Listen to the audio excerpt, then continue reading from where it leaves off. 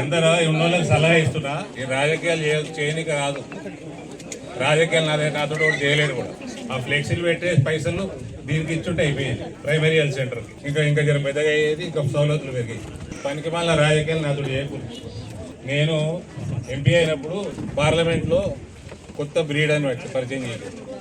పక్కకోడు ఉండే కాంగ్రెస్ ఓడు, నాకు తెలియని కాంగ్రెస్ ఓడు ఉండే. ఇప్పుడు ఉన్న నేషనల్ కాంగ్రెస్ లో జనరల్ సెక్రటరీ సరే న్యూ బ్రీడే పర్ హైబ్రిడే అన్నాడు. కాబట్టి ఈ పార్టీలు గీటలు చెప్పకూడదు. నాకు అన్ని బంద్ చేయండి స్లోగన్లు.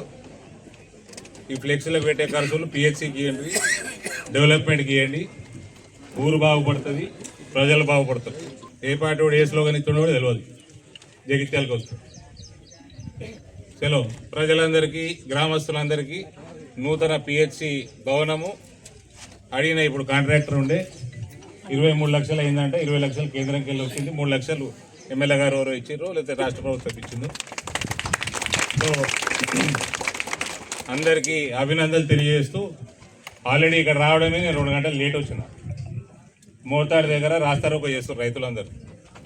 అదే పలికిమాల యాప్ పెట్టిందట, యూరియా కొన్నా రాకుండా మొత్తం జిల్లా అంతా తిరిగి వచ్చినాయి. ఇప్పుడు మళ్ళీ ఇక్కడికి వచ్చినాక మీలో ఫ్లెక్సీలు పెట్టే బదులు జమ చేసి గ్రామానికి వీడీసీకి అప్పయ్యప్పుడు పైసలు